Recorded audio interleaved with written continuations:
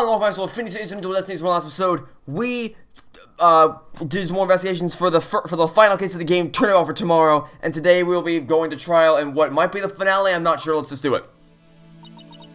I did a little research. You did? That's great. I really appreciate it. A red side lock protects a secret a person is consciously trying to hide. If the person falls on the question, the lock breaks and the truth comes out. Yep, that's exactly how I got the truth out of detected for by Dr. Cosmos. But a black side lock protects a secret from the deepest place in a person's heart. A secret that the person isn't even consciously aware of. So even they don't know it's there. He isn't trying to keep anything from you on purpose. For some reason, part of her heart and her memories to seal life even from herself. Because all I have to do is break the psych locks. According to my research, a black side looks like a heavy chain wrapped directly around one's heart. If they are ripped off by force, it could cause permanent damage to a person's soul. In other words, if I'm not careful, I could traumatize Athena for good. Pearls, could you stay by Athena's side? She's been suffering under the weight of such a heavy burden. Alright, but will you be alright by yourself, Mr. Nick? I'm up against Edgeworth. I have to be able to give this trial all my focus and strength.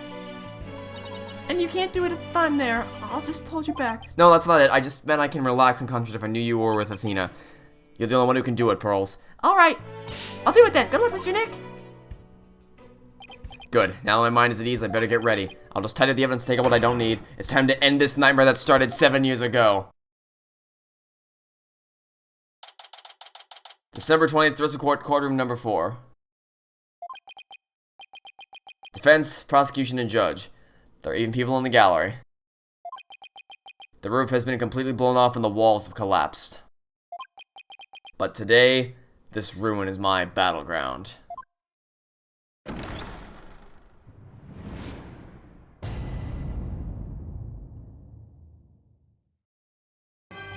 Court, or some facsimile thereof, is now in session for the trial of Athena Sykes. Not a facsimile, old man. This is a proper official trial. Next more seriously, you'll start hearing the bones of the hostages snap. Please try not to upset Miss Blackquill. I'm begging you. Court is now in session for the very serious and proper trial of Athena Sykes. Ah, good old Edgeworth, back at it again. This is not a trial. It's nothing more than a ridiculous farce. What'd you just say? Edgeworth, did you not hear what I just said to his honor? However, the ridiculous farce is a very important meaning for our legal system. Recall the case of the UR incident in which a prosecutor was found guilty of murder. That case ushered in the odious dockage of the law. I see what you're after. If we can find the real truth behind that case today. Precisely, the darkness will be dispelled and glory shall be restored to the court system. Prosecutor Edgeworth, you sound as if you know something of this truth. I do indeed. A new suspect has emerged in the UR1 case. For 7 years, Athena Blackquill has refused to speak in order to cover for someone else. Brace yourself, Phoenix. Here it comes. I'm sorry, Wright, but the situation is what it is, and I must do what I must. The prosecution moves to indict Athena Sykes on the court of murder in the first degree.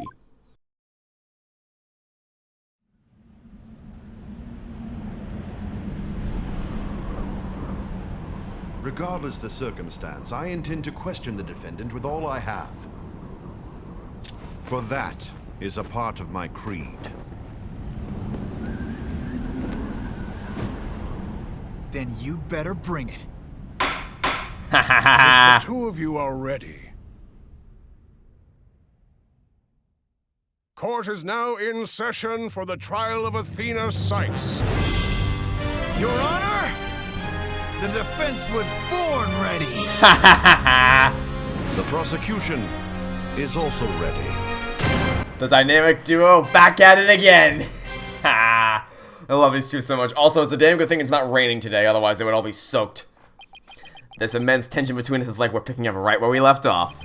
It's my duty to clear Prosecutor Blackquill of false accusations and end this insanity. But I have no intention of losing Miss Sykes either. She's a very promising young lawyer. I know without a doubt that Athena is innocent. But I don't think Prosecutor Blackquill's in it either. The true culprit is a spy. It's going to be hard to convince anyone of that one. I barely believe it myself. But I don't have a choice if I want to save Athena and Blackquill and expose the spy. Now then, Chief Prosecutor Edgeworth. No need for the Chief Prosecutor bit, Your Honor. I'm here as a simple prosecutor. Very well. Your opening statement, please, Prosecutor Edgeworth. Although I've been known of late to give an impressive opening statement myself. In all the trials I've ever seen, only the prosecution gives an opening statement. Oh, of course. You're right. I was just joking. Just have a little fun. So he wasn't doing them just out of fear. Interesting. Let's start with a brief overview of the UR1 incident. The incident occurred at the Cosmos Space Center 7 years ago on October 7th. The victim, psychologist Mrs. Sykes, was killed in the robotic lab on the 4th floor. Athena's mother. Simon Blackquill, a young prosecutor at the time, was found guilty of the crime. There were two deciding factors that led to this guilty verdict. 1. Blackwell was the only person in the corridor to the lab at the time of the murder. And 2. This photo was captured at the moment of the crime. Which, by the way, that arm right there, I'm pretty sure that's gonna end up being the same one that was in... Where is it? Where's the photo? Yeah, here it is. It's, the arm right there looks the same as that one right there. It would appear that the only conclusion is that Prosecutor Blackwell did indeed... Are you kidding me? I'm not accepting any conclusion of the kind. The opening statement is over now. Hurry up and call the witness. Excuse me, Police Blackwell, but we must follow proper procedure for these things, you know. Or perhaps she should heed her wishes. Your Honor, she is a trial sponsor after all. Besides, the courtroom is chilly and sitting for too long can't be good for your back. Oh, you're very kind to show some concern for the welfare of the elderly. As skilled as ever playing the court puppeteer, I see. Prosecution calls its first witness. A witness who decided to bring forth new testimony after 7 long years. New testimony? Just who is this witness anyway? Detective Fulbright. By for what's the name and justice we trust. What are you doing here? I'm just here to speak for her hostage taker, Miss Laura Blackwell. She says she's too busy with confining and threatening hostages at all. That doesn't seem to stop her from constantly chiming into Klonko. I'm not more than an observer in this. Do your best. I'm watching you, Wazowski. Always watching. I have here Miss Blackwell's notes on the investigation she concluded. And I'll give my best in these notes. Here I go. Alright, witness testimony. Bring it on. Simon isn't the murderer. He was trying to cover for someone else. Someone else was at the scene at the time the state Simon committed the murder. I mean, if he really was out to steal the moon, why the rolling case? Besides, he was using to hide someone inside. That's why. And the only person who was small to fit inside the case was no. She's definitely not the only person small enough. And that's Miss Blackwell's theory. It totally was in the face of the official ruling, huh? About the case she mentions, there were other rolling cases like the one in the lab, but not for traveling. They're apparently for moving parts of the equipment. I vaguely remember seeing 3 cases in different sizes. After the last trial, they thought that Prosecutor Blackwell used the cases to steal a rock, and they had a perfectly good reason to think that too. You see, there's a security camera in the corridor that leads to the robotics lab, and that camera captured footage of Blackwell leaving the scene with the case. I can see why the footage helped to bring his trial to a quick end. It's very convincing, that's for sure. 7-year-old video updated in the court record. That case, by the way, was later discovered outside on the Space Center grounds. Speaking of after the incident, what was the defendant Athena Sykes found? She was found on the 5th floor of the Space Center in the Sykes family residence. Prosecutor Blackwell most likely brought her there after the incident. In addition, it's unknown when Miss Sykes was at the estimated time of death. Miss Sykes was too confused by the shock of her mother's death seeking proper testimony, and there was no witness or evidence to tell us where she might have been. So what you're saying is Miss Sykes doesn't have an alibi? That's what the evidence is saying, yes. I just understand the reasoning behind the theory, but I'm far from convinced. The victim is the accused mother. Are you actually claiming an 11-year-old girl? Of course the girl has a very strong motive. Athena Sykes was a psychologist who wrote many papers about speech and emotions. You're aware that Athena Sykes' special ability, aren't you, Your Honor? Are you referring to that therapy thing? Yeah, she's done it quite a few times in court. The ability to read emotions from speech and the subject of her mother's research. Well, as long as it benefits society, I don't see any particular problem researching it. I don't like where this is headed, not one bit. Dr. Sykes was so intent on her research, she forced her daughter to undergo experiments. Prosecutor Edgeworth, are you seriously suggesting... I've done my best to be delicate, but even you can't deny it to be true, Mr. Wright. You're no longer able to withstand the anguish of the experiments. Miss Sykes felt her only choice was to kill her mother. Ah!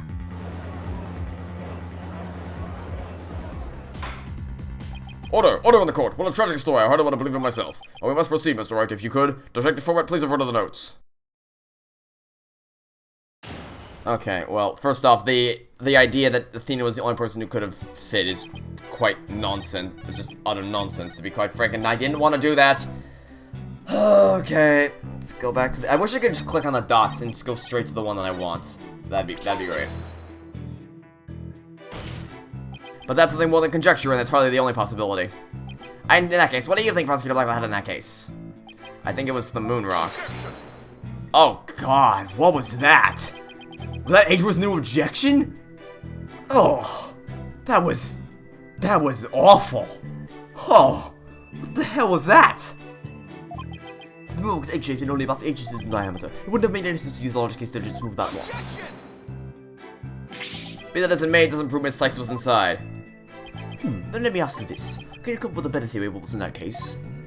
I mean, maybe actually, because there's an arm here, right?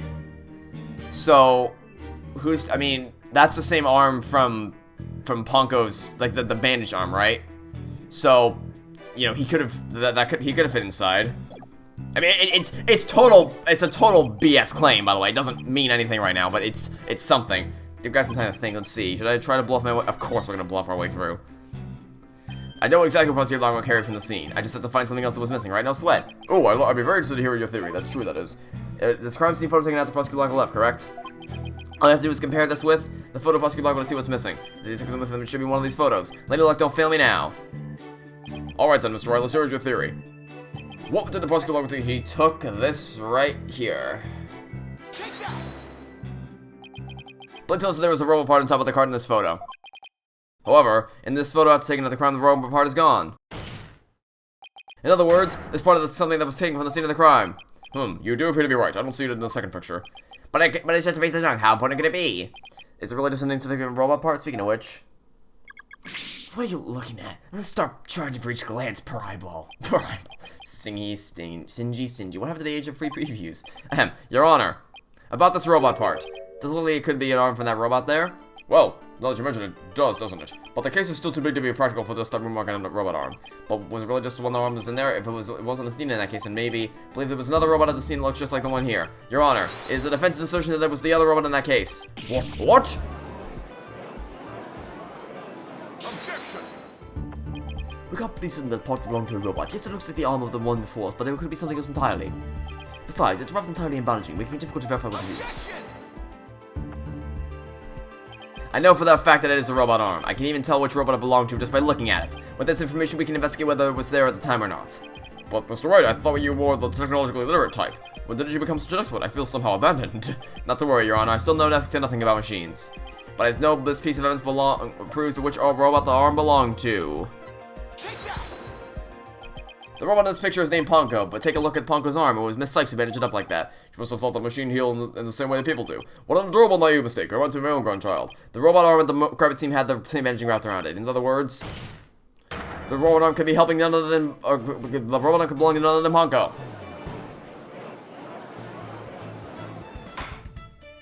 Order of the court. Order, I say. Prosecutor Edgeworth, what do you have to say to this? I can see that the robot is about the same size as a child, but it cannot grab its knees and curl itself up into a ball. Okay, well then you could have just taken the robot apart. This isn't exactly rocket science. Just take the robot apart. They can be reassembled. We've already proven that. So just got me that. No, they don't. No, they don't. Yeah, just dismantle her. Compacting her. Good God. Of course, Ponko would fit. All Prosecutor Blackwell have to do is dismantle her. Once taken apart, the robot could have easily fit inside the rolling case. It appears to be a robot assembly device. Yep, exactly. It sounds rather violent, but Mr. Wright does have a point there. Objection! I really hate Edgeworth's new objection. It sounds like a bitter old man who just got out of his bed like, objection, you kids these days. Objection! But what if it wasn't done on the table? What if the katana was used instead? You mean the sword? Yes, Your Honor, Mr. Blackwell, I liked your opinion as a moment of science. Isn't it true that the katana could have been used to take the robot apart? I suppose so. The joints aren't made of very tough material, but it can slice right through them. Thank you for your expertise, Miss Blackwell. Thanks to you, we now know that the existence of the severed arm in this photo proves the Ponko was taken apart. In addition, since the rest of the Ponko was not found in the scene, we can conclude that the true meaning of this photo is very different from the original interpretation. You can't mean... That's exactly what I mean. This photo does not capture the moment of the murder. It is instead a picture of the moment after the robot was sliced apart. The blood you see where the arm was cut off was transferred there by the bloody katana. Most likely the rest of the Ponko was scattered around Prosecutor Blackwell's feet. Not hearing this. Therefore, what was transported inside that case was not the defendant, but a robot. Miss Sykes never was at the scene of the crime at the time of the murder.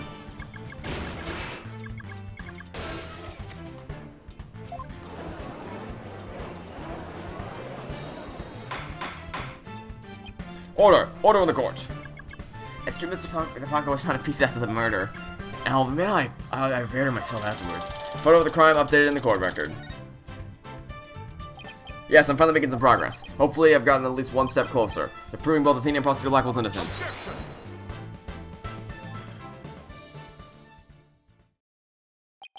Well played, Mr. Wright. You've made your point abundantly clear. I can see that it wasn't the defendant inside the ruling case, but the robot. Alright, what's going on here? It's never good when he plays things this straight. Does the prosecution withdraw its claim the defendant was carried out from the scene? No, Your Honor, my claim hasn't changed. Objection! But Ponko and Miss Sykes couldn't have both been inside that case. Objection! The notion that the case was used to carry Miss Sykes was Miss Blackwell's theory. I've been over different... now I finally have the opportunity to voice my theory.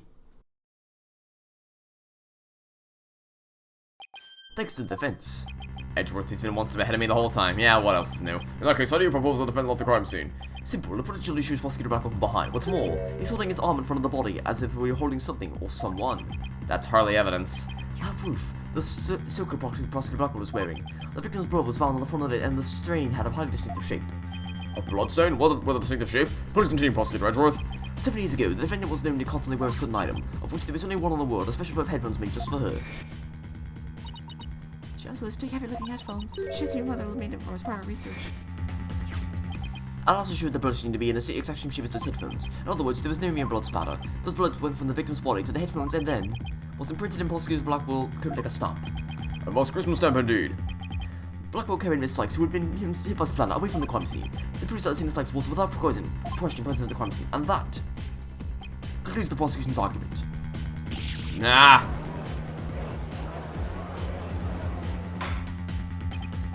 Order! If the defendant was indeed at the scene, there's a demon suspicion against her. Objection! But we've also shown that the robot was there at the scene as well. Objection! I hope you're not making this ridiculous claim that a simple robot was committing murder. I don't really think that, no, but you can't say the possibility isn't there. Detective Fuller, was the robot questioned at the time? No, I don't see any record of it. I believe it was considered unrelated to the case. But as it turned out, the robot was actually integrally related. Your Honor, the defense would like to call Ponko to the stand. A robot witness? Okay, look. Judge, we've called a parrot to the stand. We've called a radio to the stand. We've called a spirit to the stand. We called a whale to the stand. I think we can call a robot. Mr. Wright has called a number of witnesses to the stand over the years. So why not the robot? Nothing surprises me anymore with him. Ah. Very well, I will allow the witness. Bailiff, please summon the robot named Ponko. Witness, please state your name and occupation. My name is not witness, my name is Ponko. Yes, I realize that, but when you are the witness stand, you are the witness. No, I'm not, I'm Ponko, say it with me, Ponko. What an utterly inflexible little robot. You're the last person who should be calling anybody inflexible. Oh! That's tough.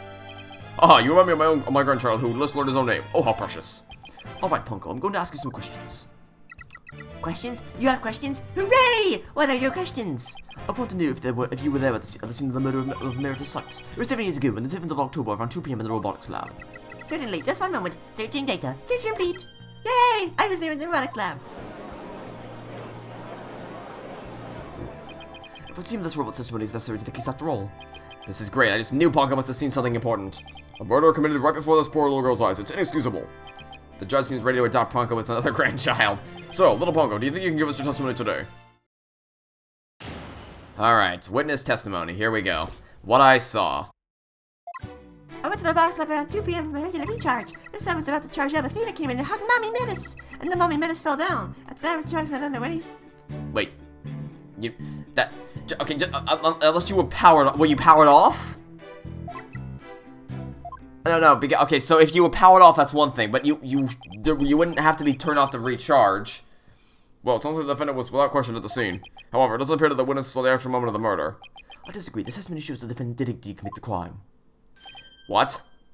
At the end of the day, they won't forget that the witness is still a machine. Being a robot, its understanding and capacity to express itself are limited.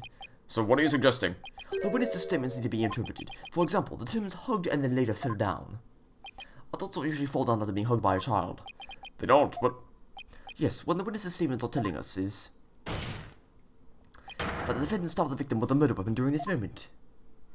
What?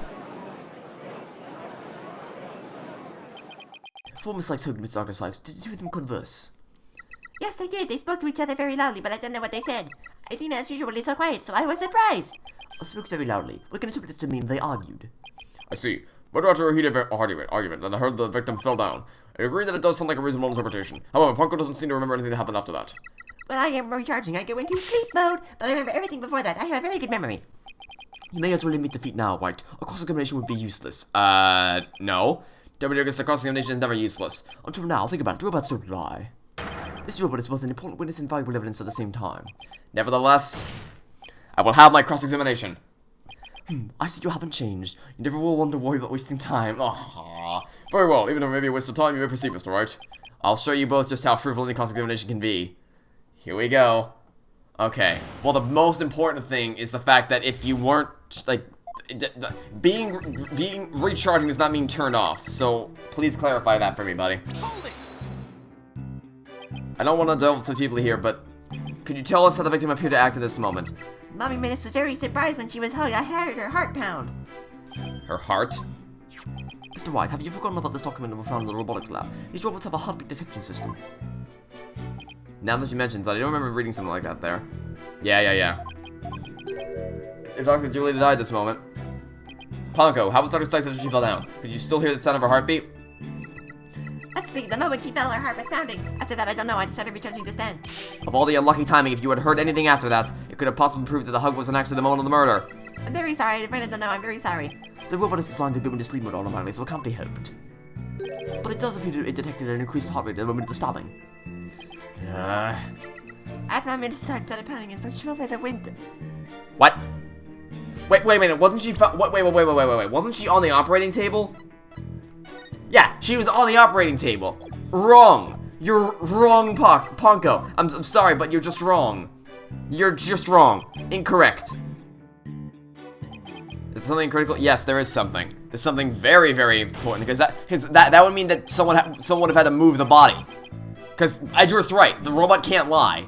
So, someone would have had to move the body, but the question is, why would somebody have done that?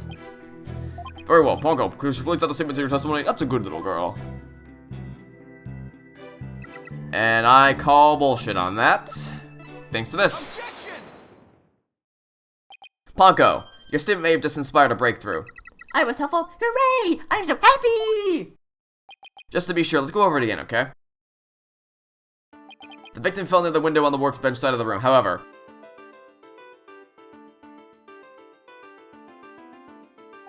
Her body was discovered on the operating table, but the operating table and the workbench were in two different locations. Exactly, Your Honor, we just learned a new crucial fact. What could explain the two very different locations of the body? I'll tell you what, the victim was moved. An 11-year-old girl couldn't have moved the heavy body of an adult. So the only explanation is the victim walked to the operating table herself. In other words, what Ponko observed near the workbench couldn't possibly have been the moment of the murder. Ooh, I'm very relieved to hear that. Glad to know the murder wasn't committed in front of little Ponko here. Yes, but as we just heard the testimony, Miss Sykes hugged him up and nothing more. Objection!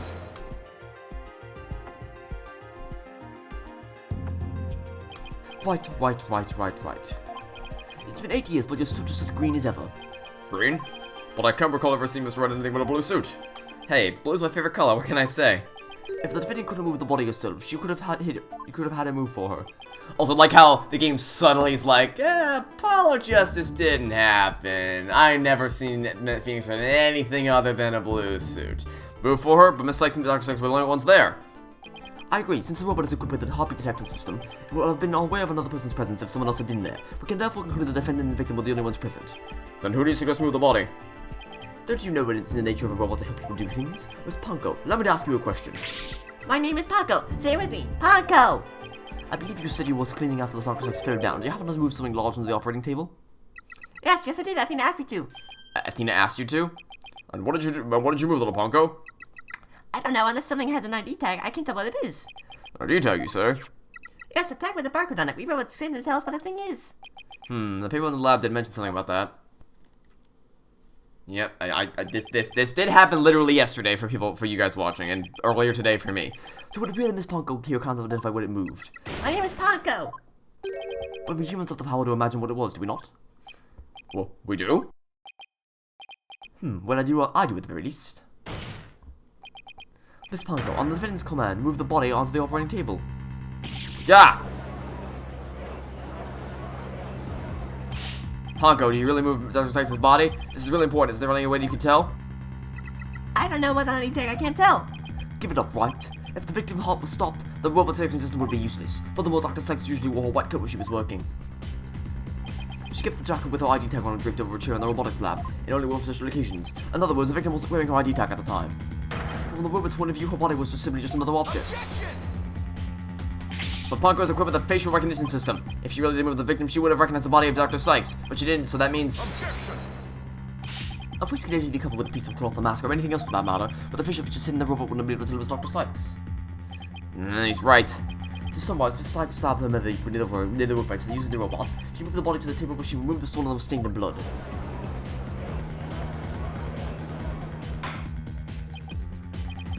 But if that's the case, then I have a question. Why did the defendant move the body to the operating table in the first place? You want a reason? Very well. What? You can't possibly have an explanation.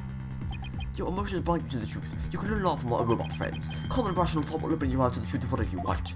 Now then, you remember the operating table as one specific special feature? I believe I read the robots can be summoned into some of theirs, isn't that right? That's right, and to the defendant who was just a child at the time, the table was like a magic box that could make robots appear or disappear in seconds.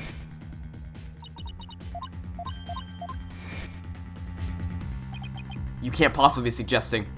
This young shell figure had a difficult time distinguishing robots and people.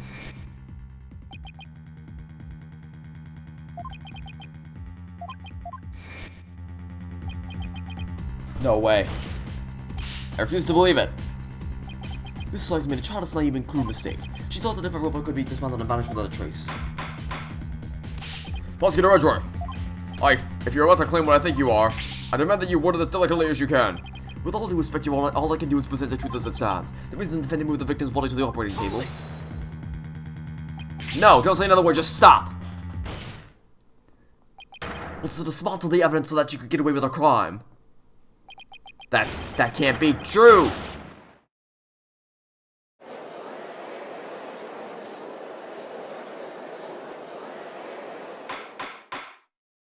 Order on the court! Order on the court, I say! Edgeworth, she was just a little kid. How can you say such a horrible thing? Horrible? Like I said, you're just as green as ever. I came in today as a prosecutor to seek only the truth, no more nor less. My theory is simply the result of a rational consideration of every possibility. Objection! But dismantling it in the table is only function. It can make repairs as well. It can see Miss Sykes move to her mother to the table in order to fix her. I suppose it could be another way of interpreting it. But dismantling or repairs doesn't matter either way. What do you mean? After murdering her mother, Miss Sykes may have come to her senses. Perhaps she did want to make it appear as if it had never happened, and that's why she would try to repair her mother. Yes, that's one possible explanation. But we mustn't forget the facts of this case. The victim was observed to fall down after being hugged by the defendant, and the body was moved by the defendant's command. These two facts that indicate the defendant's guilt, remain unchanged. This just can't be true. Mr. Wright, do you have any evidence to refute the prosecution's claim? Evidence? Right, let's see. I can't think of any. I'm afraid I don't have any evidence. Since becoming chief prosecutor, I've learned that the truth isn't always pretty. Now, skip the truth, Mr. Wright. You're the one that murdered her own mother. Your Honor, the prosecution demands a verdict. The hostages have suffered enough. What a terrible and tragic conclusion. If the defense has no counter-argument, I see no need to further prolong this trial. Edgeworth's argument seems solid enough, but there's no way Athena could have ever done anything like that. What do I do? There has to be something, but I can't think of a single thing. Who? Oh? Prosecutor Blackquill? This is quite a farce you are conducting here. I could die from laughter. Prosecutor Blackquill, what are you talking about? What I'm talking about is that your argument is based on an entirely false premise. Go on, we're listening. Could this be the miracle I need? But what is Prosecutor Blackquill trying to play? I'm guessing he's gonna try to say it was him to protect Athena, and you know what? That actually explains something. Because I guarantee you that the big reveal is gonna be that's what happened. That it's something with him trying to like take the blame so that Athena wouldn't be held responsible for it, and that's exactly what happened in the Turnabout Academy case, where all the three friends were claiming that they did it so that their friends wouldn't be put in harm's way, and Prosecutor Blackquill was like, okay, we'll fine, whatever. But an ordinary prosecutor would not have done that, and that explains it. That explains why he would have made that choice as a character, and that's freaking incredible. 7 years. For 7 long years. This case has been on my mind. Not for an instant did I not think of it. And I'm the one who killed my mentor, and don't think you can alter the fact now. Your boldness I will take the stand, and I won't take no for an answer. Of course, Prosecutor Blackquill, please go ahead. Okay. I guarantee that's what this is said, and I don't like it one bit. Oh, I missed it. I went to the Cosmos Space Center about the intentions of killing Dr. Sykes. When I got to the robot lab, I found Athena there instead. I will not be swayed from my purpose, so I waited for Dr. Sykes to return, and then I committed the act. How cathartic it was. But little Pongo here witnessed the victim falling, in other words. Objection! I don't need any of your other words, old man. I can guess what happened. Which would be? She fell, she fell. Merely that. A mother and child fooling around, perhaps she tripped. Perhaps not that it matters. When I entered the lab, there was no trace of Dr. Sykes to be seen. There was no dead body either, of course, meaning she must have left the room. So the murder occurred after the time period Pongo described in her testimony? She hardly takes stock in the words of a wind-up tongue. Objection! Then how do you explain the fact that the attendant had to move something? Athena was always sticking with robots on the operating table to amuse herself, and she always had Parker move the heavy objects. This day was no different. Parker moved a heavy robot for Athena. This is awful. What he's saying seems to make sense, and yet... Objection! Don't you realize we could bring the Dark Digital World to a close today? Objection! You expect too much from me. I'm just a murderer beyond redemption. Why don't you let me go so I can settle down into hell? No. Prosecutor Blackwell's execution is tomorrow. I assume the little girl and the robot have nothing to do with the murder? That's right, so let's hear your verdict. We don't know where I might miss the feather across the sticks. Don't you dare, don't forget I have hostages over here. And Simon, how long are you gonna cover for? Miss Blackwell. Forgive me, Aura. I never wanted you to do anything like this for me, but you agreed to this trial. If you have a counter-argument, then present your evidence. That's the rule of the courtroom, isn't that right, Chief Prosecutor? Blackwell, you selfish. Well, to be frank, I don't like this, but it's my duty to make a decision. If no one has a counter-argument, I will announce my verdict. Is this really happening? Is it really gonna end? No, not a chance in hell.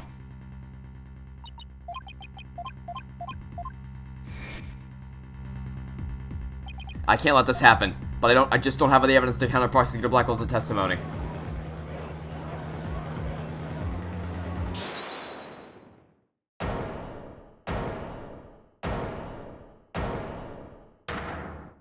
What?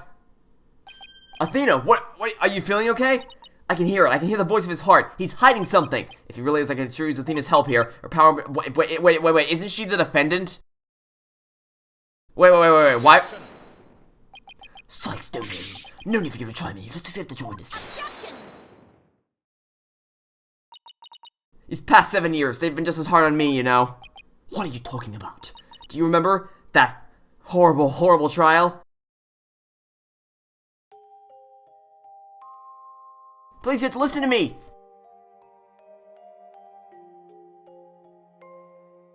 He didn't kill her. His heart is screaming he didn't kill her!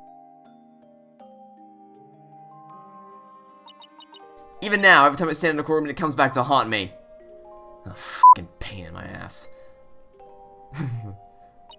Not being heard, no matter how hard you try, feeling so helpless.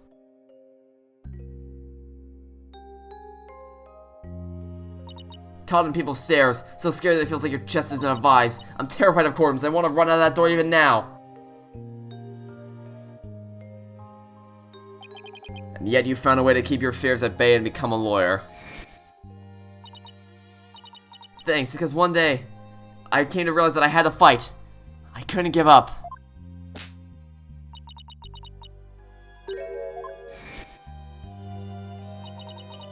This day has finally come, the day I've been looking forward to with all my heart. This is why I became a lawyer, this is why I studied psychology. This is all to save you from this false conviction. But Miss Sykes, do you really realize what it would have mean? You are the accused after all. If you prove both Prosecutor Blackwell innocent, then...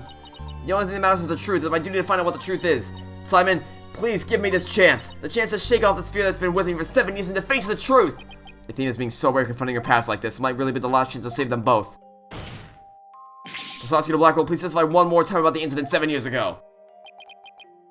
Fine, but your efforts will surely be in vain. For I am a man, not a man who can be cut down easily. Here we go, Simon. Let me hear that voice of your heart.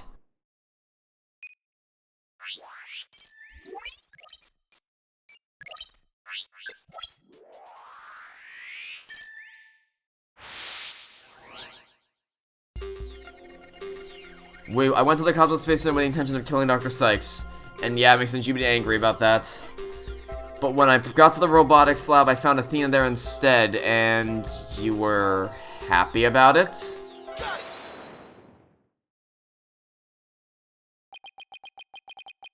The feeling of happiness. Even though the person you were looking for wasn't there, you felt happy. Why is that? Simple, when I was looking for Athena and hadn't found her yet, I grew worried. So when I saw her in the robotics lab, I was happy to relieve, merely that. Well, that certainly cut down his thing a whole lot. It's not you said that you went to the Space Center to kill Dr. Sykes, but the first thing you did was look for her daughter instead? I had no intention of harming Athena. I wanted to confirm she was safe first. It was just a part of my plan. Nothing contradictory about that. Gah. Best I can find inconsistency, he cuts it down. Someone knows the principles of analytical psychology. There's less noise now, but I don't see any instabilities I can latch onto. I was afraid of that. So I have to keep chipping away at him bit by bit. Could you update his testimony, Athena? You got it, boss! Okay. Went to the Cosmo, yeah, that makes sense. Info update. Found Athena, was relieved. Alright, that's fine now. I would not be swayed from my purpose, so I waited for Dr. Sykes' return. Okay. If Blackwell actually wanted to kill Dr. Sykes, then yeah, that makes sense. And when she did, I plunged the katana in, and you were sad about it? No, not even you can falsify your emotions, Prosecutor Blackwell. What? When you said that you killed Dr. Sykes in your testimony, you felt sadness. Why would someone who led Lady in wait to kill her be at her death so sad? Such an obvious attack. Yes, I felt sad if it wasn't for her. I felt sorry for Athena and her circumstances. You can't be talking about that, can he?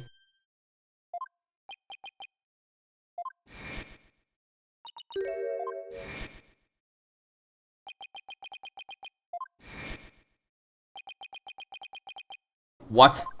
I went to psychology lab first. That's where I would usually find Athena playing. But that day was different. I had someone crying in the robotics lab next door. Was Athena being subject to yet another experiment I thought as I went to see? Conveniently, Athena had cried herself to sleep, so all I had to do was wait and kill. So that's why he was really when I saw Athena. But is this story really true? I'm not sure how much to believe. Mr. Wright, how are you doing, Athena? Still hanging in there? A lot stronger than I look, boss. Now take a look at this. The noise level actually increased. It's went up. I've never seen it do that before. Prosecutor Black was lying somewhere in his testimony. As a matter of fact, he's piling lie on top of a lie in an attempt to make his claims sound more believable. He's trying to get even harder to suppress his true feelings, and that's what's causing the noise. How in the world should I approach this? I can either use an evidence-based approach or find a contradiction, or otherwise look for an inconsistency in his emotions. We're gonna stick with the moon matrix. So that noise level went up. There's gotta be something else in there that I missed. You've opened this lost cause and let the law free many of the chains already. It's a noise level thing what keeps going up, and we gotta find something wrong with the moon matrix. I don't think so, not while I'm around. Now, contradicting emotions. Okay, let's look for inconsistent emotions. Got it, boss. But if you want to try looking for a contradicting statement instead, let me know. I can easily switch over. Okay, so we can switch between the two. That's fine. Okay. What? Crying from next door. Of course, I was worried. So, he was surprised you heard the crying. Makes sense. I hurried over and opened the door of the robotics lab, and you were even more surprised than before? Why? How odd. Why would you register surprise at opening the door to the lab?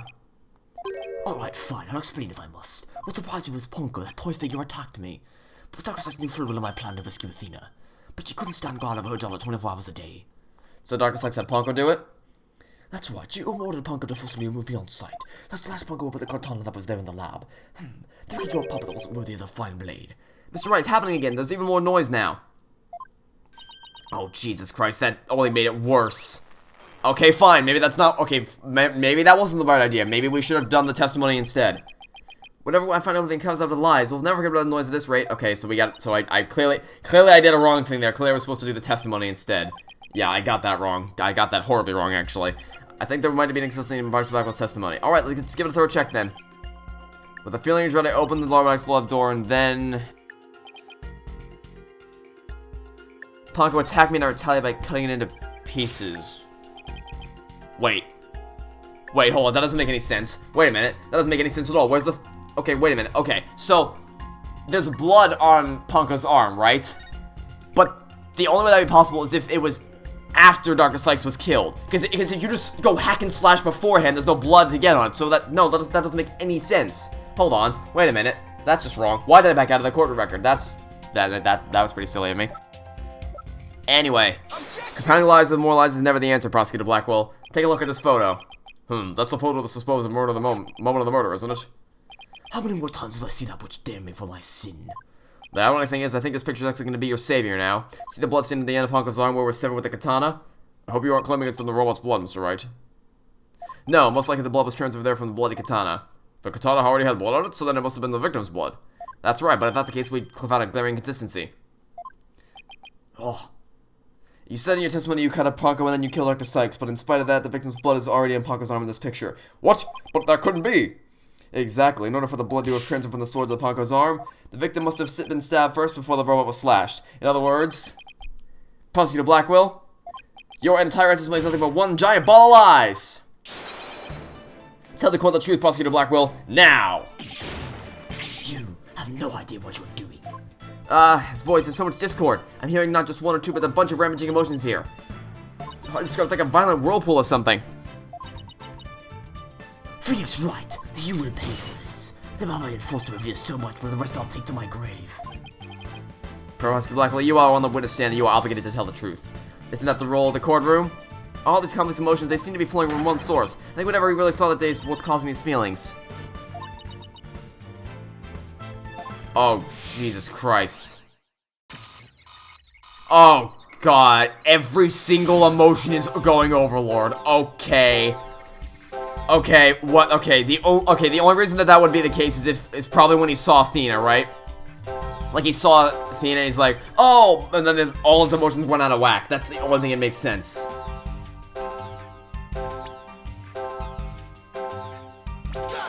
When you opened the door and saw Athena, you became overwhelmed by your emotions. Isn't that right, prosecutor?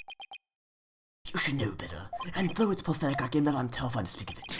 Prosecutor Blackquill, Miss Sykes is innocent. I will always believe that with all my heart. Now, can't you find it within yourself to believe in me, too? Athena is innocent, you, huh? Can you honestly say you believe that to be true, right, Dulu? I give you my word. Now tell me what you really saw when you opened that door. Curse you, Phoenix Wright!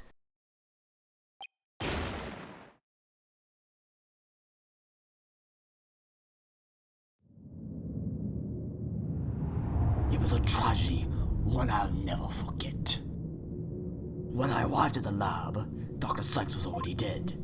She was lying on the operating table and standing between the two. Covered in blood was Athena. That's a lot of blood. Wait, how the hell? Wait a minute. Why is there blood on her fingers? Wait, hold on. The blade of the katana doesn't have any blood on it, so how the hell did she get blood on her fingers? And standing between the two covered in blood was Athena. She smiled with a far-off look in her eyes as she sweetly said,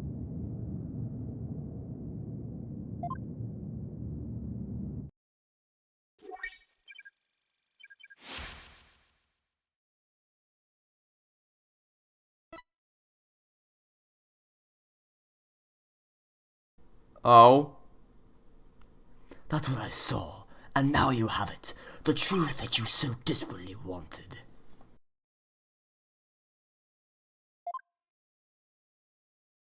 No, there's no way. There's no way. Because there's no way she would have gotten blood on her fingers without when the handle itself, it doesn't have any blood on it. Prosecutor Blackquill finally tells the truth. And this is what it is. It's beyond devastating. Tried to take my mother apart? Is this Five Nights at Freddy's? I...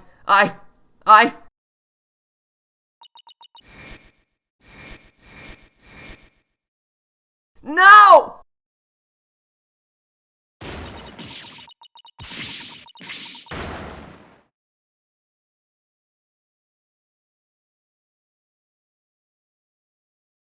So it was me. I'm the one who killed my mother, Athena. As I said, White, the truth isn't always pretty. Murder at disassembly on an operating table, a scientist using a daughter as a guinea pig. Sadly, it appears that my theory was correct after all. It's true that Athena didn't like her research, but you dare cast off burdens on my mentor by claiming Athena was used in such a manner? Dr. Sykes could be awkward people, but she loved her daughter with all her heart. She loved me? Your mother hated to see you suffer because you would hear the voices of people's hearts. She wanted to set you free of your pain, so she worked tirelessly on her research. Do you remember those headphones you hated so much?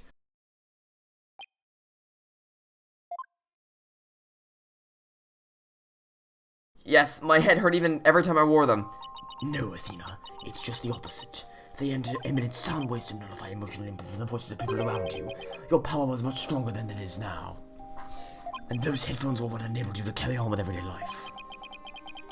No, that can't be true, then why? Why would I have done something like that to somebody who loved me so much? Her love for you was real. That I can guarantee. That's why I knew. What happened to her had to be some kind of mistake. I couldn't let you be punished for it. Yup. Exactly what happened in Turnabout Academy, and that's such a smart way to explain that character decision. So you took the blame for yourself. You and your mentor are more alike than you know. Pongo was a witness, so I put it in the case and held Athena close and evacuated the lab. I threw Pongo away in the boarding lounge to shoot. Then I hid the case on the space of the grounds. It would seem we now have all the facts of this case. No, not it can't end like this. Hold it! Do not disgrace yourself, Mr. White. The truth has been revealed. Or you just have a man to turn your back to things that disagree with you. I'm not, but this... I can't give up now. I have to say something, anything, even if it's a bluff. I've always managed to pull through that way in the past, and I have to make it work. The defense is prepared to present evidence. Mr. Wright. Yes, Athena? It's... okay, you can stop now. I don't want you or anyone else to suffer any longer for my sake. Athena, what are you saying? I killed my mother, that's the truth. Nope, nope, nope, no way, nope, that's a big nope. I admit my guilt. Can I please be granted just one chance to tell everyone what I recall? I praise Miss Sykes is much braver than you, Mr. White. What say you, Your Honor? In light of the courage, will the court give Miss Sykes this opportunity to confess? Very well, then if you would, please take the stand, Miss Sykes. Not a chance in hell. No way. I don't buy it. I don't buy it even for a split second. Thank you for letting me do this, Prosecutor Edgeworth, and thank you, Mr. Wright and Prosecutor Blackquill, for letting the truth be known. Now we can finally move forward, and everyone's suffering can come to an end. Athena. Prosecutor Blackquill will be cleared and the dark age of the law can come to an end. Yes, admit your guilt and bring everything to its conclusion. I killed my mother. My memory is still a little hazy, but there's no question I remember it. I remember the weight of the weapon in my hands and the feeling of stabbing indeed. I remember the warmth of her blood as it flowed on the handle of my fingers. Nope. Wrong. There's literally no blood on the handle. That's fucking impossible. Your Honor, please find me guilty. I just say these are all memories that no one but the murderer would have. I see. Thank you for your confession. I believe this trial has gone on long enough, but before we conclude, does anyone have a counter? Oh, you bet your ass I do.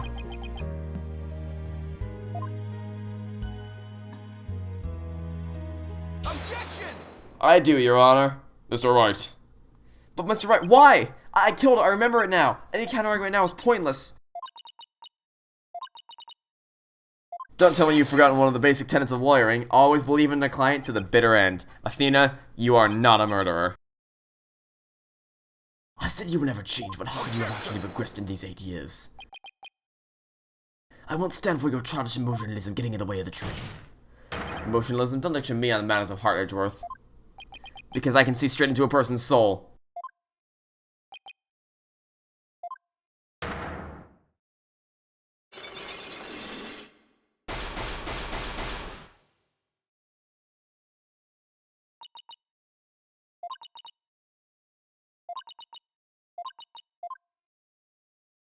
There's still a chance, somewhere deep in Athena's heart, there might still be a memory that not even she knows about yet. It might be looking like for a grain of sand somewhere in the cosmos, but still, that memory might contain a new fact that can prove her innocence.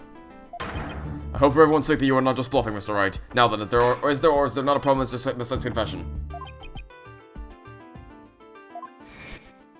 There was definitely something wrong with her memory of the event, I can just tell. If there's a problem with the confession, please prove it to this court now. There is literally no blood whatsoever. That's not it. That's a utility knife. Wait! Oh! Wait! Oh! That's it right there! Okay. So, do we have the toolkit somewhere? Okay, so there's no blade, there's no blood on the blade, but I just had an idea. Do we have a photo evidence of the toolkit somewhere? Not there. Maybe here? I could have okay, so there was a toolkit we found, right? But there wasn't a knife in it. So, here's my thought process. Where's the, we need a logo. Where can we find a logo? Right here. So, the knife has this logo on it, right? If we put the knife back in the toolkit, then it proves it was part of it, right?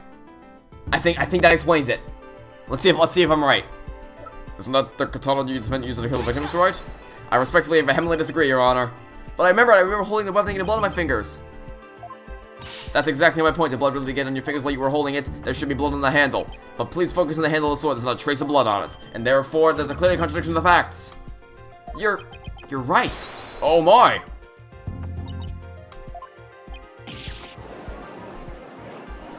The defendant must have simply confused a portion of the memories. She mentioned it was hasty to begin with, and we can't roll over any money. That's not a minor detail, Edgeworth. But she also said there's no question I remember, and in fact we can't ignore. In that case, why don't you explain what this contradiction with the memory means? Gladly, just give me a second to think of something. I won't say that Athena didn't stab anyone, but she said it herself that she remembers the feeling of committing this act. Think, Phoenix, think. What could this contradict with Athena's memories mean? It means the defendant used a different— Yup, the defendant used a different weapon. Miss Sykes, the blood flowed down the handle, but the katana's handle is spotless. So doesn't it follow the defendant must have used a weapon other than a katana? What are you up to this time? This is it. Weapon that took Dr. Sykes' life was the katana. That much is for sure. But if I can show possible Athena didn't use the katana, then it could help me prove her innocent. What you said, what weapon would that be exactly? Right, of course we'd ask that.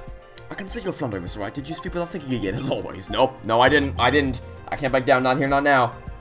That's right, I did. But it's because it's so obvious it doesn't require any thought. What did you say? Okay, so maybe that was an exaggeration, but that has to be something. Was it something of the bladed weapon in this robotics lab that day? There it is right there. That's the photo I was looking for. The toolkit. The toolkit right there. Guaranteed the knife belongs to that toolkit. Wait a moment, there was something. There was highly probably that was in the lab. I feel something just like it. Well, the next time this is another blade that may have been used. But that's the murder weapon in the Clay Terran case. Yes, this is the knife that took Mr. Terran's life, but there must have been a knife just like this at the scene 7 years ago as well. Toolkits containing utilized like this are issued to Space Center employees, and a robot lab associate would naturally have one of these around. Objection! But besides the katana, no, the bladed weapon was found at the site. It was in the investigation report if you didn't know. Of course I did, once you told me just now. Then here's something else you already knew. There was a toolkit at the scene, but it didn't contain any blades, just a photo of its contents. Yup. You're right, it's any kind of blade or tool. Fine, but is there something odd about the design on these handles? Oh! Yup! That's exactly what it is! Because the pattern on this knife right here would complete the yup. That's exactly what it is. Because look, those are meant to form the logo of Gaxa. And then this right here is the yup. That's it. There it is. Boom. Therefore, there's no blade weapon in the room. I disagree. Does still contain the knife. I'll prove to you half of that. Don't tell me your eye for art is failing you too, Mr. Edgeworth. You are the last person in the world who should be criticizing at my aesthetic sense. No, he's simply watching out for your ocular health. Please proceed, Mr. Wright. Now, notice that the handles of each of these tools have sort of design on them. Oh, I see the dupe. What's the difference does that have? It's clear that one of the tools is missing from this kit. If we rearrange the tools in a specific pattern, we might be able to tell what's part of the overall design is missing. Is that your theory of your pitiful sense of aesthetics can come up with? Edgeworth, just let it go, man. Show the court then, if you would. What pattern design will we see? We would see this one. And what design is this supposed to represent?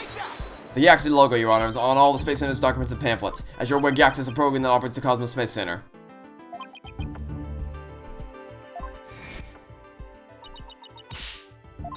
Oh, I think I see it now, but... Yes, with the tools shown in this photo, the red A part of the logo is missing. And this is where the murder weapon from the Terran case comes into play. If we were to place the utility knife in the open slot, it would complete the Gaxa logo. So it would, and that means, admit it, Mr. Edgeworth, my aesthetic sense is keener than yours, and while you're at it, admit that the weapon Miss Sykes used could have been in this one.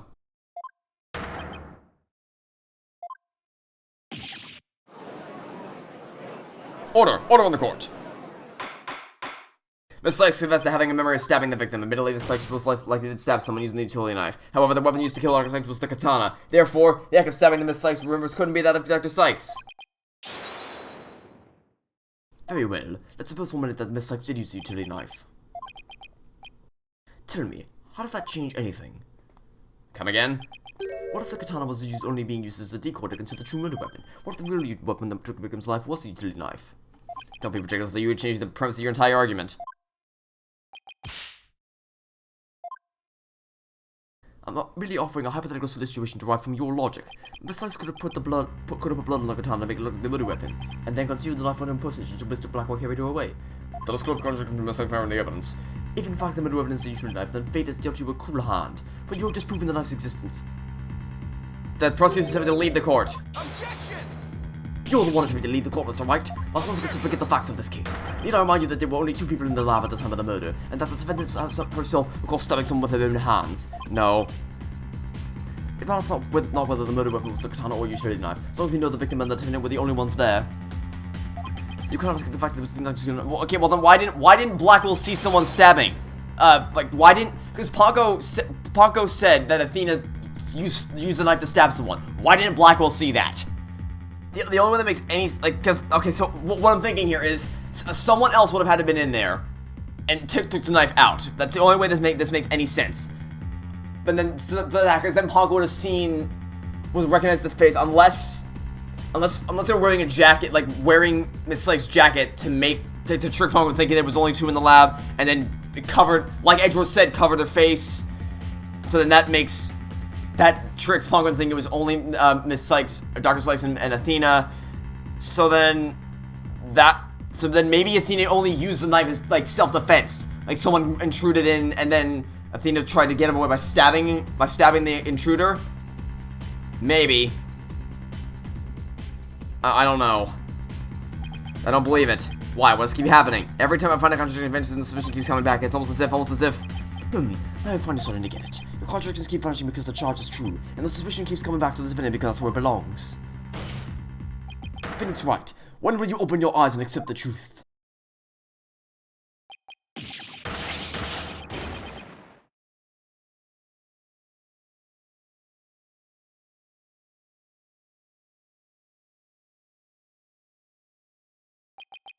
I don't want to believe it. It can't be true. But what if... Mr. Wright, you fought a good fight. I think you've done all you can do. Is giving up really the only option? No, absolutely not. No, snap out of it, Phoenix. What's the matter with you giving in to doubt? I can't look back. Forward is the only way to go. No, Your Honor, not yet. It isn't over yet. What? I can't lose sight of what's important. I believe in Athena and I'll always believe in her to the very end. A defense lawyer never gives up on his client. I have to pick myself up and stand firm. Make that brain of yours work, Phoenix. I don't see a way. I'll just have to go back and look for one. I think time to rethink this case thoroughly. I can see the fact that Athena must have stabbed someone with a utility knife. This must have been what Ponko witnessed in his hug. Must have seen the knife at the scene. Someone else, exactly. Could have taken someone else. If I trust Athena, I have to conclude there was a third person at the scene. But according to Ponko's testimony, Athena and her mother were the only two there. How did the third person, by just like I said, disguising themselves as Miss Sykes, covering their own face? Wait a minute, invoking the heart detection cover the subject presence would have been able to tell the whole player could have covered the face proposed as Miss Sykes. Just like I said. The culprit proposed to the victim. The body's playing with Ponko thought only she and Athena were there. As all they had to do was take advantage of Ponko's face for recognition. The culprit uses the one to pose to the victim. Her jacket. Just like I said. Exactly like I said. The culprit could have posed to the victim by wearing a jacket with the ID tag on it, but that still leaves the heartbeat detection system. How did the culprit get around that? It wouldn't have worked if Ponko could detect the real Dr. Sykes' heartbeat as well. Does that mean the real Dr. Sykes already dead by that time? If that's the case, then who did Athena stab? The real culprit. As I said. Yep, there we go. Athena stabbed the real culprit. That's it. The person Athena stabbed wasn't Dr. Sykes. It was the person who murdered her and then pretended to be her. The real culprit.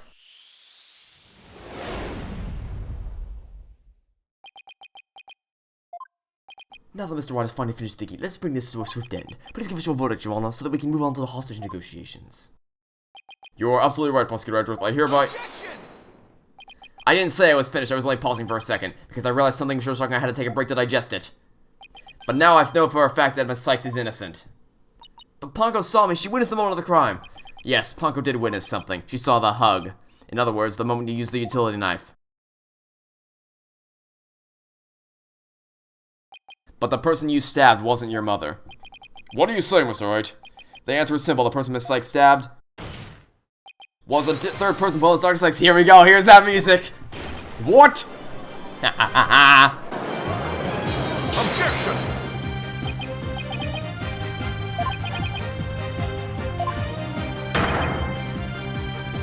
Objection! After all we've been through, Mr. Edgeworth, I'm disappointed. Don't you know that by now that this smile on mine means I have absolute confidence? Ha! You make that pose all the time, regardless of the facts. Clonko's strange malfunction. Mr. Taryn, you look pale. Shall I help you to the sick bay? Mr. Taryn, that's the Polly talking to. That was another case of mistaken identity caused by a jacket ID tag. All because Klongo couldn't read Apollo's facial features due to that eye patch. Like Mr. Edgeworth said, a mask could nullify the robot's facial recognition, and then all a person would have to do is wear a jacket with the victim's ID tag and depose as her.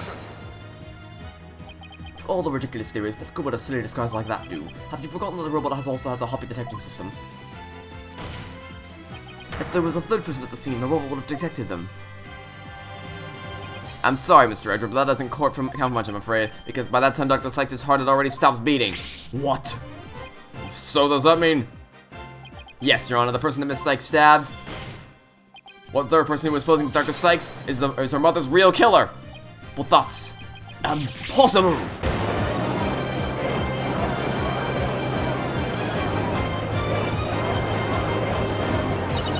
A mask. The person I stabbed was wearing a mask?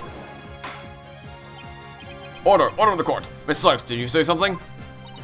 A mask? Yes, I remember. Ah! Athena, what is it? I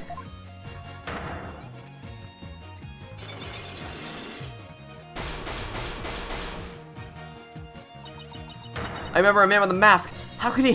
What did he do to my mother? My head. Miss Sykes, are you alright? No! Oh! The black Cyclock. They're breaking. We're gonna do it. We're gonna do it.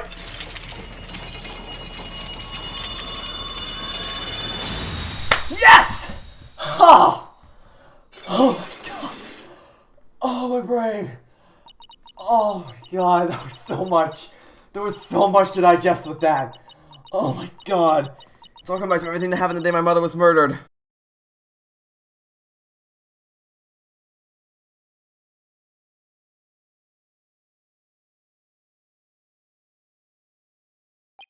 They're gone. The black Cyclocks are finally gone. You didn't really stab your mother, did you? It's alright, Athena. Just tell us what you saw that day. I was drawing a picture. When I was done, I went to show it to my mom. I opened the door and then... It's alright. I'm here. You're safe, Athena. Oh. She was on the floor by the workbench with a katana sticking out of her. There was a handkerchief over her face, but I knew it was her by her clothes. And there was a man there. A man? Quiet, Your Honor. Go on, Athena. Wow, that was blunt. He tried to attack me in a panic. I grabbed the knife that was there and... He dodged at first, so I only got his clothes, but I tried again. And this time you got him, didn't you? I did. I remember cleaning the knife went in the back of his hand, and he kicked me and I passed out. So now I updated in the court record. When I came to, my mom wasn't moving. I had to do something. I had to fix her, I thought. So I asked Ponka to move her to the operating table. Something was wrong with Mom. We had to fix her. So that's why she said that. Your Honor, as you can see, the defendant has just given us critical new testimony. A man was there before Miss Sykes arrived. A man who covered the victim's face and put on the victim's jacket. This man is the real culprit! Miss Sykes, you have any idea who this man was? No, I'm afraid I don't. A few moments ago, Miss Sykes mentioned a mask. Athena, can you tell us anything about that? Yes, the mask. It was my mom's Japanese theater mask. I think it was the one hanging on the wall of the lab. Oh, there's a mask hanging here on the wall. It's kind of spooky, that mask. My mom used to tell me that a no mask even has the power to turn an ordinary human being into a phantom. A phantom? It would seem that a new suspect has emerged. And all that means all the suspicion against Miss Sykes is... Oh, come on. You see, it's precisely why I can't trust the court system. Athena Sykes the murder. I won't accept any other verdict. Miss Blackquill, this is not good. A new suspect? What's to prove this person ever existed? Who says it wasn't all just a dream in the little princess's groggy little head? Oh, she's right, we don't have any hard evidence of the masked man's existence. Thank you, Mr. Wright. I'll never be able to repay you for all you've done. But I'm fine now, because I can say with certainty I didn't kill my mother. Athena, I'm so glad for you. More and more members are coming back now, so I'd like to say one thing if I could. 2 p.m. my early charts about Athena came in to hug Mommy Menace. Wait a minute, wait, I just thought of something. Why, the only reason they draw attention to that is if... Nope, I was really counting this was gonna say something like at 2 p.m. something happened, but nope. So we go with this. If Mommy Menace was really killed in disguise, then he must have come to Robert's lab before 2 p.m. Do I have anything here in the evidence? Help me find this person who came to the lab before 2 p.m.? Yeah, all we gotta do is just rewind this footage, and we'll, like, check, because this is at 3 p.m., right? So if we ran it to 2 p.m., we'll check to see if there's anyone there. This is Prosecutor Blackquill leaving the scene after the incident at around 3 p.m. I'm wondering if there's a video show anyone else passing by there before then? I don't see anything in the evidence investigation. It doesn't look like I didn't check. Just as I thought. So if we rewind the footage, go back to around 2 p.m., we should be able to find and see the crew leaving the scene. Very well, let's take a look.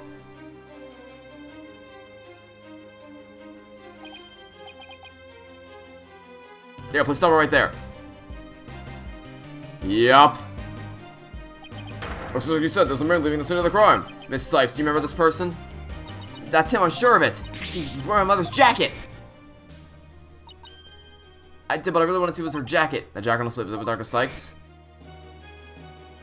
Can you see it? There's a slash I made with a utility knife that day. And I'm sure the knife is still in that jacket somewhere. So then, everything Miss Sykes said. Exactly, proves that Miss Sykes' memory was correct. Dr. Sykes' killer arrived on the road at before 2 p.m. He killed her and he hit her face with a handkerchief. Then he disguised himself with Dr. Sykes' jacket to make the mastectomy, blah blah blah blah blah. The culprit probably knew beforehand that Punk would charge him 2 p.m. every day. So he waited for Punk to come back to the lab for his regular recharge. By leaving Dr. Sykes' jacket on, the culprit tricked Punk into thinking he was Dr. Sykes, thereby making it look like she was alive up to that point in time. All disguised the real time of death. Objection!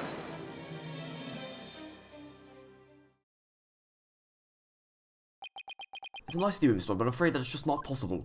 What? Why not? Victim Jack's clear visible right there in the video, and that right there is precisely the problem. The ID tag on the jacket is the scene confirms beyond doubt it belonged to the victim. If the person who left the lab truly was wearing the victim's jacket, then how could possibly have wound back the scene? Because he just brought it back. All he had to do was just bring it back when the body was found. That's not exactly all that hard. Edgeworth, the culprit was wearing, yeah, but he just brought it back. Killing the jacket success makes his escape. In order to conceal the fact he had to get the jacket back to the crime scene. The culprit simply returned to the robotics lab later and planted it there. So contradiction resolved. It's something that would have been impossible. You know, the people who came to the robotics labs that the killer were, possibly Blackquill and the people who retorted the body. They claimed the jacket was there when they arrived. So, what do you pose the mysterious man at drawers? Exactly when the body was found. When the body was found, yeah. Because the only time the culprit confirmed the body was found. Mr. White, you do understand the implication of that argument. I do. Most people, when they come across a murder, focus their attention on the body. The culprit could have taken advantage of that split thing to plant the jacket. In other words, the true culprit of this case, the man known as the Phantom, was one of the first people to discover the body! I never thought of that.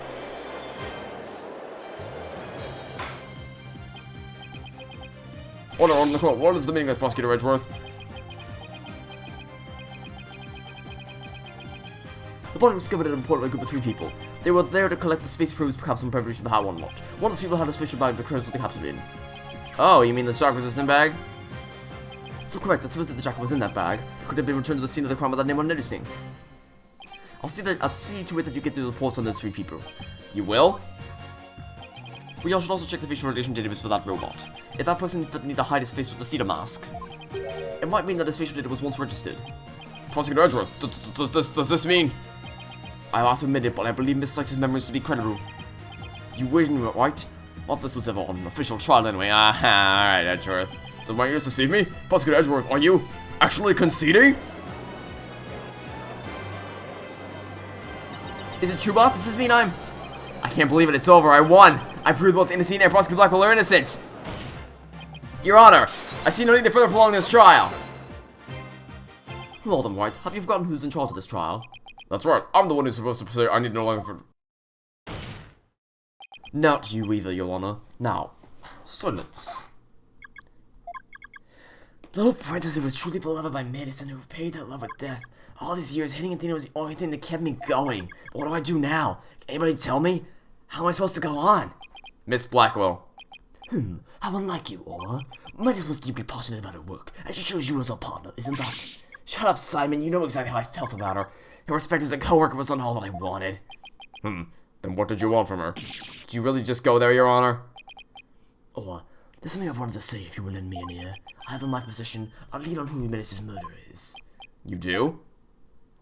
Well, I don't know. You asked me about the identity of the Phantom of 7 years past. That's right. The Phantom, the person Blackquill has been looking for even from behind bars. 7 years ago, somebody hatched a plan to sabotage the Had-1 rocket. The spy. But he was no ordinary spy. We knew all about him, his background appearance. We came to here to refer them as the Phantom. At the time, I was working with the police to hunt him down. And then one day, a miracle occurred, and I had to lean on him. Oh, how exciting. What was the lead? A recording of the Phantom's voice, but the quiet quality was too poor for proper voice analysis. Yet I had hope. All its collector was the scientist who could analyze human emotions. So I used it to evaluate the recording using analytical psychology. And that scientist was Dr. Sykes. Yes, a spy's good is first to have his true identity discovered. In addition to hard one, Dr. Sykes' result in the recording was surely among his targets. But his touch of the space center bore no fruit, so he must have started the panic. You couldn't find them, but where could they have been? Who's to say?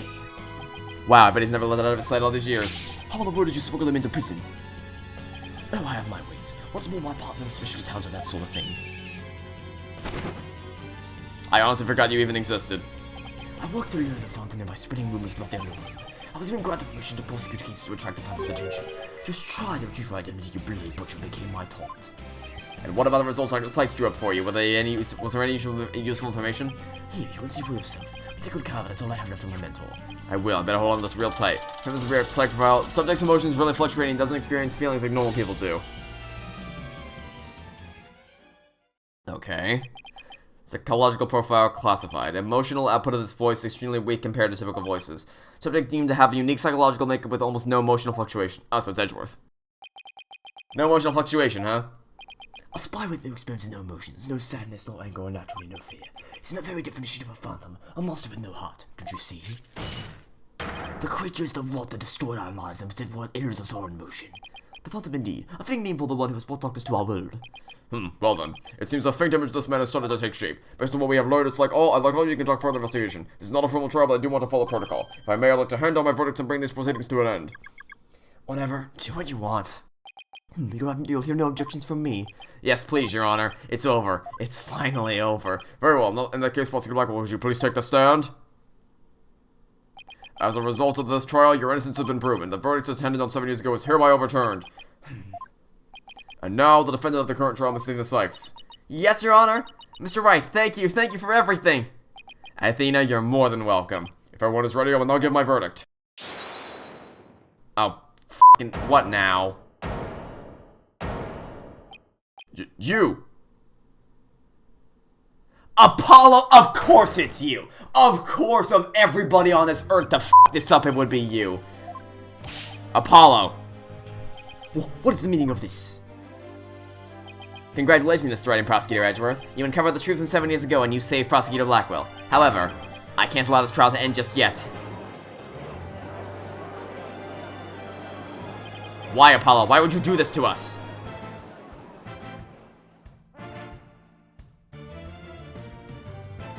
Oh, okay then!